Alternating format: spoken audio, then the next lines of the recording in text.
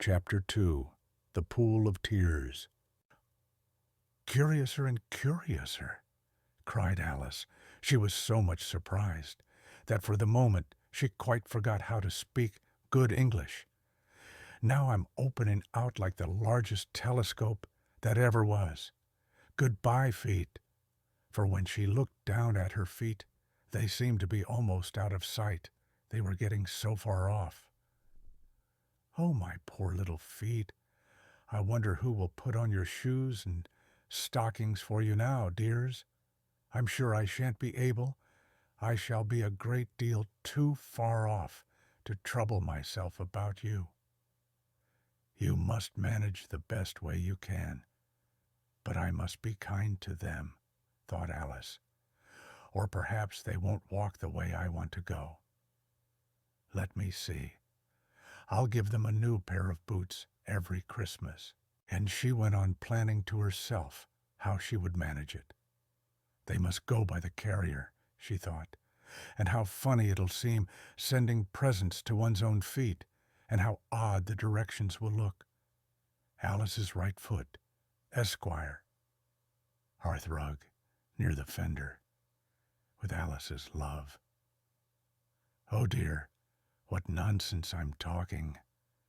Just at this moment her head struck against the roof of the hall. In fact, she was now rather more than 9 feet high, and she at once took up the little golden key and hurried off to the garden door. Poor Alice! It was as much as she could do lying down on one side to look through into the garden with one eye, but to get through was more hopeless than ever. Alone she sat down and began to cry again. "You ought to be ashamed of yourself," said Alice. "A great girl like you," she might well say this, "to go on crying in this way. Stop this moment, I tell you." But she went on all the same, shedding gallons of tears, until there was a large pool all round her, about 4 inches deep, and reaching half down the hall. After a time, she heard a little pattering of feet in the distance, and she hastily dried her eyes to see what was coming. It was the White Rabbit returning, splendidly dressed, with a pair of white kid gloves in one hand and a large fan in the other. He came trotting along in a great hurry, muttering to himself as he came, "Oh, the Duchess, the Duchess! Oh, won't she be savage if I've kept her waiting?" Alice felt so desperate that she was ready to ask help of anyone. So, when the rabbit came near her, she began, in a low, timid voice, "If you please, sir."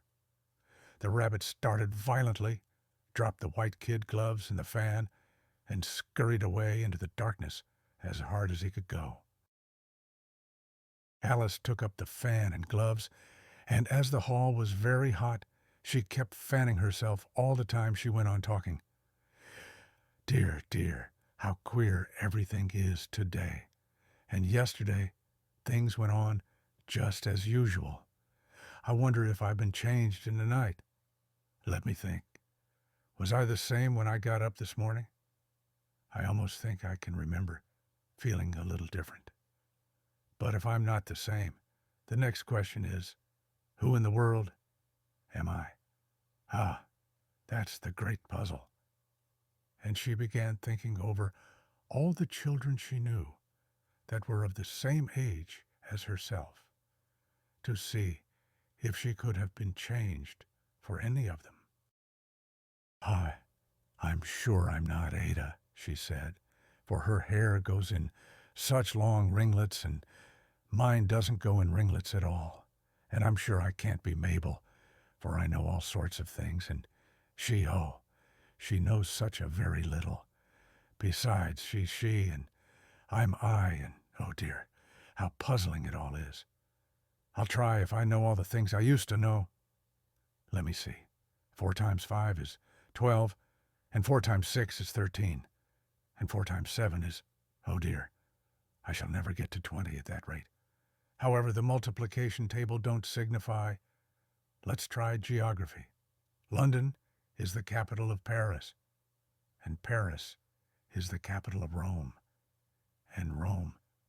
No, that's all wrong, I'm certain. I must have been changed for Mabel. I'll try and say, how doth the little... And she crossed her hands on her lap, as if she were saying lessons, and began to repeat it. But her voice sounded hoarse and strange, and the words did not come the same as they used to do. How doth the little crocodile improve his shining tail, and pour the waters of the Nile on every golden scale? How cheerfully he seems to grin, how neatly spreads his claws, and welcomes little fishes in with gently smiling jaws. I'm sure those are not the right words, said poor Alice, and her eyes filled with tears again as she went on. I must be Mabel after all, and I shall have to go and live in that poky little house, and have next to no toys to play with, and, oh, ever so many lessons to learn. No, I've made up my mind about it. If I'm Mabel, I'll stay down here. It'll be no use. They're putting their heads down and saying, come up again, dear. I shall only look up and say, who am I then? Tell me that first, and then if I like being that person, I'll come up. If not, I'll stay down here till I'm somebody else. But, oh dear, cried Alice with a sudden burst of tears. I do wish they would put their heads down. I am so very tired of being all alone here. As she said this, she looked down at her hands and was surprised to see that she had put on one of the rabbit's little white kid gloves while she was talking. How can I have done that? She thought. I must be growing small again. She got up and went to the table to measure herself by it, and found that, as nearly as she could guess, she was now about 2 feet high and was going on shrinking rapidly. She soon found out that the cause of this was the fan she was holding, and she dropped it hastily, just in time to save herself from shrinking away altogether. Brr, that was a narrow escape, said Alice, a good deal frightened at the sudden change, but very glad to find herself still in existence. And now for the garden. And she ran with all speed back to the little door. But alas, the little door was shut again, and the little golden key was lying on the glass table as before. And things are worse than ever, thought the poor child, for I never was so small as this before. Never. And I declare it's too bad, that it is. As she said these words, her foot slipped, and in another moment, splash, she was up to her chin in salt water. Her first idea was that she had somehow fallen into the sea. And in that case, I can go back by railway, she said to herself. Alice had been to the seaside once in her life, and had come to the general conclusion that wherever you go to on the English coast, you find a number of bathing machines in the sea, some children digging in the sand with wooden spades, then a row of lodging houses, and behind them a railway station. However, she soon made out that she was in the pool of tears which she had wept when she was 9 feet high. I wish I hadn't cried so much, said Alice, as she swam about, trying to find her way out. I shall be punished for it now, I suppose, by being drowned in my own tears. That will be a queer thing, to be sure. However, everything is queer today. Just then she heard something splashing about in the pool a little way off, and she swam nearer to make out what it was. At first she thought it must be a walrus or hippopotamus, but then she remembered how small she was now, and she soon made out that it was only a mouse that had slipped in like herself. Would it be of any use now, thought Alice, to speak to this mouse? Everything is so out of the way down here that I should think very likely it can talk. At any rate, there's no harm in trying. So she began. "Oh, Mouse, do you know the way out of this pool? I am very tired of swimming about here, oh Mouse." Alice thought this must be the right way of speaking to a mouse. She had never done such a thing before, but she remembered having seen in her brother's Latin grammar, "A mouse, of a mouse, to a mouse, a mouse, oh mouse." The mouse looked at her rather inquisitively, and seemed to her to wink with one of its little eyes, but it said nothing. "Perhaps it doesn't understand English," thought Alice. "I dare say it's a French mouse come over with William the Conqueror." For, with all her knowledge of history, Alice had no very clear notion how long ago anything had happened. So she began again, "Où est ma chatte?" which was the first sentence in her French lesson book. The mouse gave a sudden leap out of the water, and seemed to quiver all over with fright. "Oh, I beg your pardon," cried Alice hastily, afraid that she had hurt the poor animal's feelings. "I quite forgot you didn't like cats." "Ah, not like cats!" cried the mouse in a shrill, passionate voice. "Would you like cats if you were me?" "Well, perhaps not," said Alice in a soothing tone. "Don't be angry about it. And yet, I wish I could show you our cat Dinah. I think you'd take a fancy to cats if you could only see her. She is such a dear, quiet thing," Alice went on, half to herself, as she swam lazily about in the pool, "and she sits purring so nicely by the fire, licking her paws and washing her face, and she is such a nice, soft thing to nurse, and she's such a capital one for catching mice."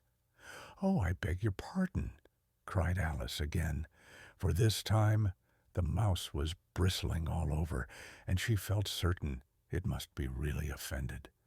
"We won't talk about her any more if you'd rather not." "Oui, indeed," cried the mouse, who was trembling down to the end of his tail. "As if I would talk on such a subject. Our family always hated cats. Nasty, low, vulgar things. Don't let me hear the name again." "I won't indeed," said Alice in a great hurry to change the subject of conversation. Are you fond of dogs?"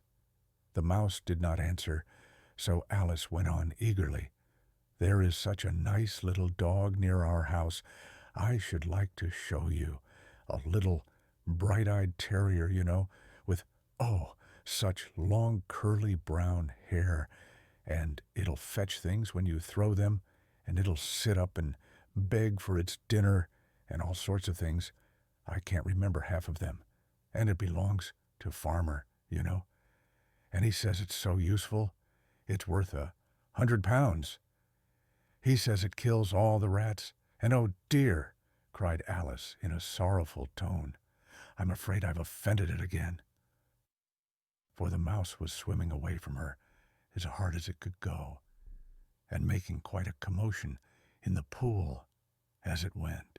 So she called softly after it, "Mouse, dear, do come back again, and we won't talk about cats or dogs either, if you don't like them." When the mouse heard this, it turned round and swam slowly back to her. Its face was quite pale with passion, Alice thought, and it said in a low, trembling voice, "Let us get to the shore, and then I'll tell you my history, and you'll understand why it is I hate cats and dogs." It was high time to go, for the pool was getting quite crowded with the birds and animals that had fallen into it. There was a duck and a dodo, a lory and an eaglet, and several other curious creatures. Alice led the way, and the whole party swam to the shore.